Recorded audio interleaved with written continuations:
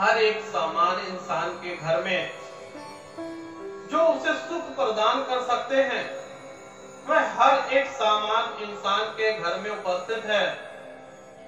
लेकिन जो सुख का सामान है वह सुख तो है ही नहीं। आप लोग अपने घर में अनेकों प्रकार से सुखों का सामान एकत्रित करते हैं, लेकिन सुख को नहीं खरीद सकते। सुख को वही लोग खरीद सकते हैं जो उसको पाना चाहते हैं। जहां पे चाह होगी वहीं पे राह होगी, जहां पे राह होगी वहीं पे चाह भी होगी।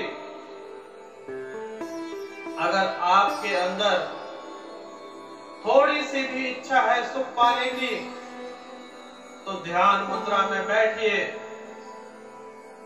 जरूरी नहीं है कि आप ब्रह्मचर्य का पालन कीजिए, शादी ना कीजिए, उसी में विलुप्त हो जाइए।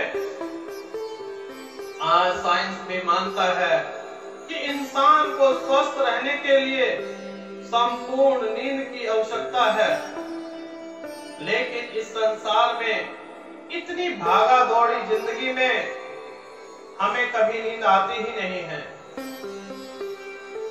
हमें नींद इतनी बढ़िया आ जाती है कि हम क्या, हमारे अंदर बैठा हुआ वह भी सो जाता है। हम तो सो जाएं, पर वह जागता रहे। जिस दिन इस कार्य में हम लोग सफल हो गए तो जीवन संपूर्ण हमारा स्वर्ग से कम नहीं होगा। सामानों की जरूरत ही नहीं है। अंदर से आपको परमात्मा ने इतने सामान दिए हैं।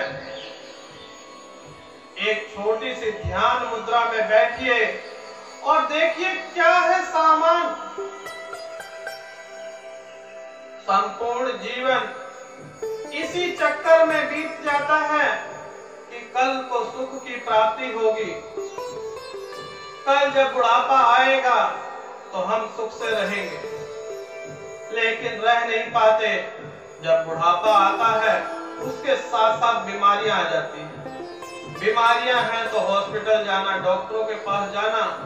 जो जिंदगी भर पैसा बनाया, जिसको शरीर भी खो दिया, आज यह स्थिति आ जाती है।